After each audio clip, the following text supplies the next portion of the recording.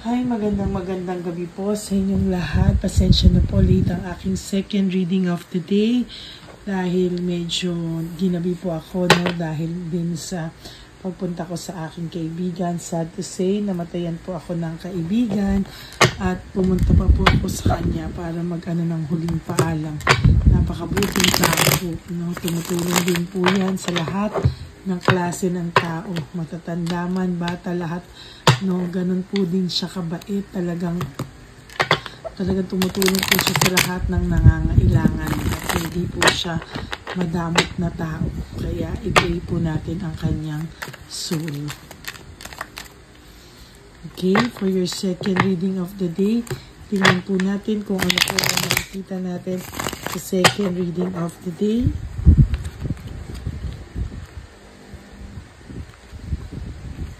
1, 2, 3, 4, 5, 6, 7, 8, 9, and 10.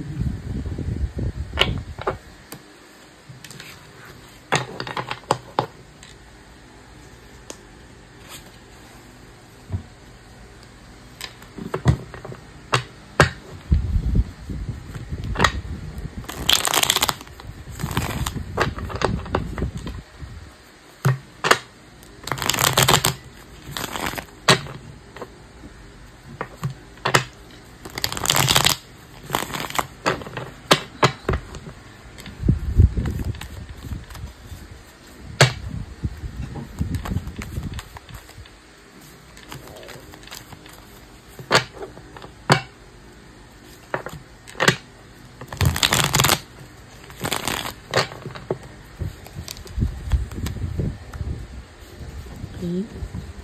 1, 2, 3, 4, 5, 6, 7, 8, 9, and 10.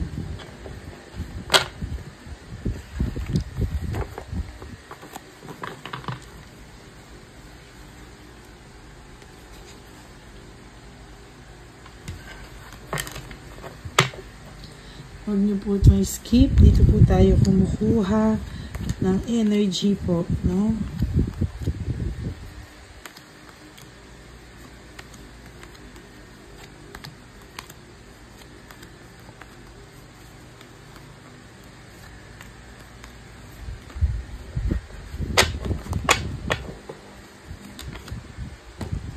So, meron po ako nakikita ditong difficult decision. Hindi po siya makapag-desisyon kung gusto niya pa rin pong ituloy, no? Ang third party po minsan gusto na rin pong gumive up, minsan po gusto na rin po niyang gumive up, gusto niya na rin pong hindi niya po alam kung ano pa ang patutunguhan nila, kung itutuloy pa ba to o hindi na, no? Nahihirapan din po siya. There is stress and burnout. So nakikita ko po dito, may stress and burnout po akong nararamdaman sa nai-stress and burnout din po ang third party, no? Nakikilala rin po ang ugali ng person nyo. Somehow, hindi niya din po matiis, no? At times, talagang minsan pasuko na din po siya dito sa taong ito. Minsan ang pakiramdam niya po ang relationship na ito ay it's just one-sided relationship, no? Hindi po niya alam kung ano daw po ang nangyayari, bakit daw hindi siya mamahal-mahal ng buong buo. Ang iniisip niya po kasi nandyan ka pa daw sa picture. Ang pakiramdam niya po ay hindi ka pa rin po nakakalimutan ng person mo, sa totoo lang, no? Pero hindi daw po buo ang pagmamahal sa kanya ng person at hindi rin po niya alam kung bakit daw ganito, no, ang pakiramdam niya sa relasyon na meron sila. There is poverty and security. Talagang sa nakikita ko po dito ay medyo hirap po siyang intindihin ang mga bagay-bagay na nangyayari sa kanya ngayon. Most of the time, ang pakiramdam niya po, nagkakalamigan sila. Most of the time, ang pakiramdam niya po ay hindi naaayon sa kagustuhan niya na maging maayos ang relationship, no? Ang tingin niya po ay laging kailangan ay poverty po talaga, may insecurity, parang laging hirap, no, pagdating sa relasyon itong person mo, no? Somehow may pagka-misteryoso daw itong person mo, no? Bakit daw ganyan ang nangyayari, no? Para po sa iba sa inyo, no, kung may gusto man kayong, kung gusto niyo makalimot dito, pwede po kayo mag-travel, no? Para kahit papano po ay medyo gumaan-gaan po ang pakiramdam nyo, sa totoo lang, no? May nakikita po akong pagta-travel dito. There is this lack of commitment. Sa nakikita ko po ay meron po akong nakikitang lack of commitment. May nakikita po ako na naiisip po ng third party nyo, no, na bakit daw po parang hindi committed ang person nyo o ang person nyo dito sa third party, parang hindi po siya committed, no? Parang may kulang, no? Parang laging may hinahanap itong third party nyo, parang hindi daw siya buong-buong pumasok sa relationship, o yung person nyo ay hindi po buong-buo pumasok sa relationship, na sometimes pakiramdam nito ay panakip butas lamang po siya. Pakiramdam niya po, minsan may deception and manipulation na mamanipulate po siya, and talagang hirap na hirap po siyang intindihin, ano, sa totoo lang. Gossip and isolation, piling niya po pinag-uusapan siya, pakiramdam niya po ay hindi siya totally matatahimik, no? Lagi daw po siyang pinag-uusapan, pinagchichismisan, ano, ang pakiramdam niya po ay kailangan niya po ilayo yung sarili mo o ang sarili niya sa mga sitwasyon na maiipit po siya at pag-uusapan siya, kasi hindi niya din po kaya, no, na i-take itong mga ganitong usapan, i-take yung mga ganitong sitwasyon, ano, hindi niya rin po minsan ma-take at talagang apektado pa rin po siya. Lack of direction, conflict, sa nakikita ko po talaga dito ay meron po ako nakikita dito, lack of direction, conflict, talagang medyo panay gulo po ang nangyayari sa person nyo ngayon. Wala siyang direksyon, kahit anong gawin niya po ay may conflict po siya na nararamdaman. Siya po ang gumawa niyan sa sarili niya, no? Siya po yung nag-trap sa sarili niya, self-victimization, siya rin po ang gumawa niyan sa sarili niya. Siya po ang nagpasok sa sarili niya at siya po ang nagbiktima mismo sa sarili niya.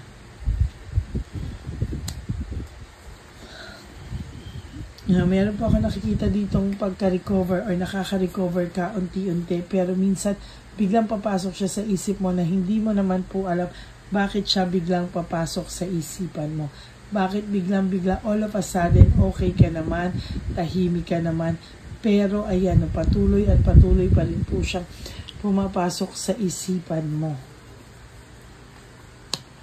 There is punishment and excess pride, no? So nakikita ko po dito ay unti-unti pong siyang pinaparusahan, o unti-unti po talaga siyang nakakarma, no? Hindi man po niya ma-explain sa'yo bakit daw po parang nakakarma siya sa mga nangyari sa inyo, na feeling niya siya pa rin po ang may kasalanan, siya pa rin po ang gumawa niyan sa sarili niya, pero hindi niya po inaamin sa iyo, no? Ang pakiramdam niya po kunwari ay ikaw ang sinisisi niya sa lahat, pero the truth is, ayan po, no, the truth is hindi po, no? Talagang nakikita ko po na ganyan po talaga ang nangyayari sa kanya, at nahihila niya po yung energy na yung guilt feelings sa pag-iwan niya sa iyo and moving forward with his or her life, no?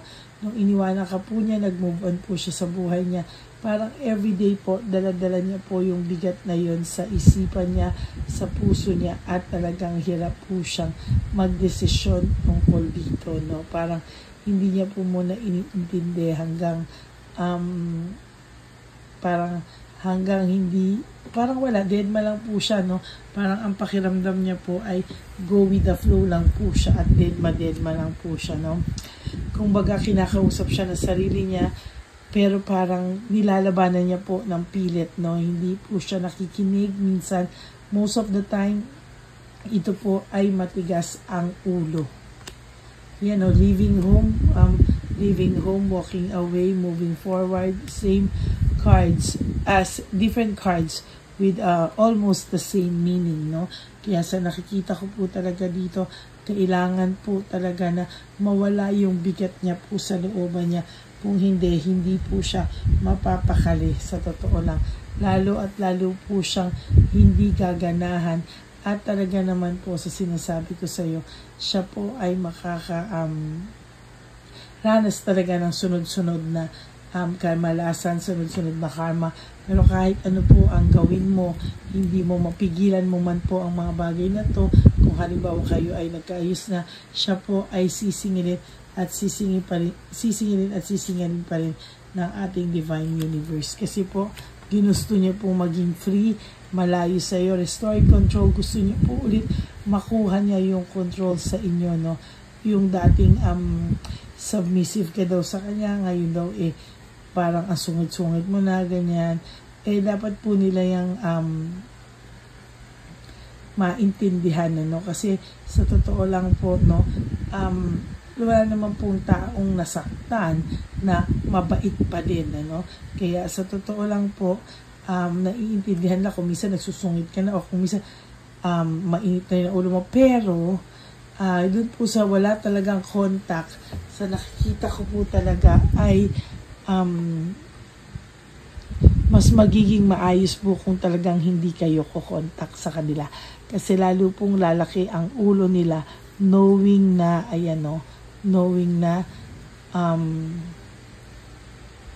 knowing na parang ang pakiramdam niya lagi siyang may babalikan sa'yo. Legal matters, minsan po yung iba po dito nagkatakutan or nagkabaranggayan or talagang may mga dadaanin po talaga sa legal, no, na pamamaraan, no. At kung gusto po nito na ikaw ay mag-sorry or ikaw ay humabol sa kanya, wag mo po siyang bigyan ng ganyang klaseng paglaki ng ulo, no. Kailangan po hindi niya maramdaman na ikaw ay naghabol sa kanya. Dapat po maramdaman niya na ikaw ay ayaw mo na sa kanya, no. Yan po ang nakikita ko talaga. Deception, security tactics, and strategy. Ang dami pong strategy nitong taong to. Ang dami pong deception or pagsisinungaling, pagloloko. Dahil ang dami niya pong tactics, strategy ginagawa para po magpapansin lang po sa iyo, no. Minsan po ang kakausapin ng ang kamag-anak mo or kung sino man, kaibigan mo, para magpatulong sa iyo or makarating yung mga mensaheng gusto niya na kunwari lang naman para po hindi kayo malungkot, no?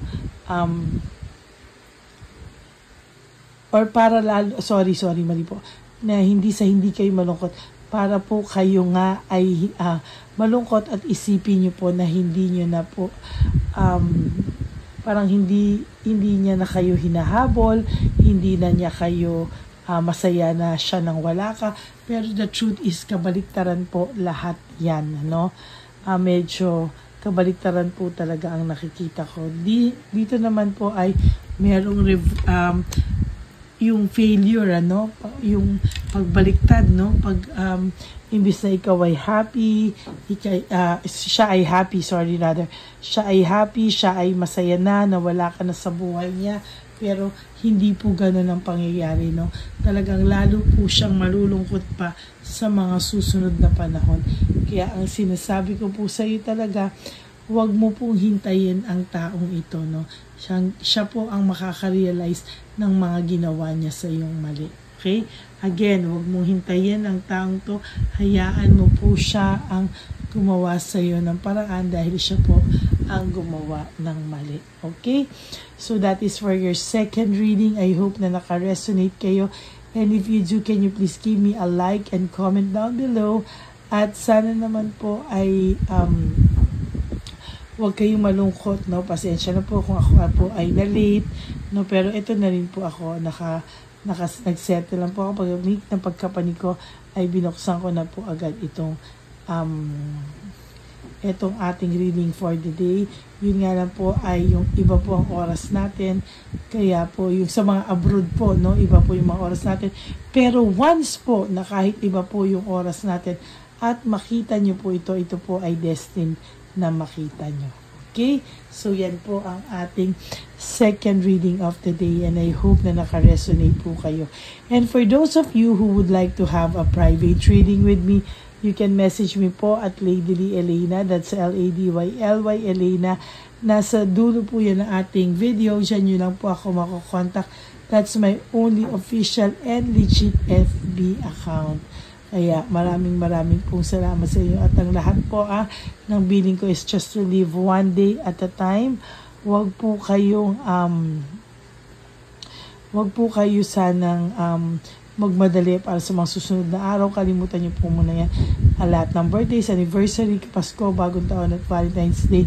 Just focus on today, no? Ngayon lang po, and do 3 things that will make you happy. Ikaw po, no, ang will make you happy at hindi po disappointed. Okay? Lagi niyo po tatandaan that life is really too short. Don't make it shorter by stressing yourself from all the pains and heartaches na binigay sa inyo na kahapon. Just surrender everything to the divine universe and just let go and you just have to let go and let God write your life and love story. Pasensya na po kayo, medyo aligagka ako or medyo hindi ako masyadong okay because yun nga po, namatay po yung aking kaibigan. Okay? So maraming salamat po, and life is too short. Don't make it shorter with stressing yourself from all the pains and heartaches na binigay sa inyo na kahapon. Just surrender everything to the divine universe and just let go and let God write your life and love story. Pasensya na po, medyo inulit ko yata kasi po wala ka po talagang boses masyado dun sa kanina. Okay, maraming salamat po sa inyo, and may God bless you all, and I love you all, and I will all see you again on our next reading. Bye!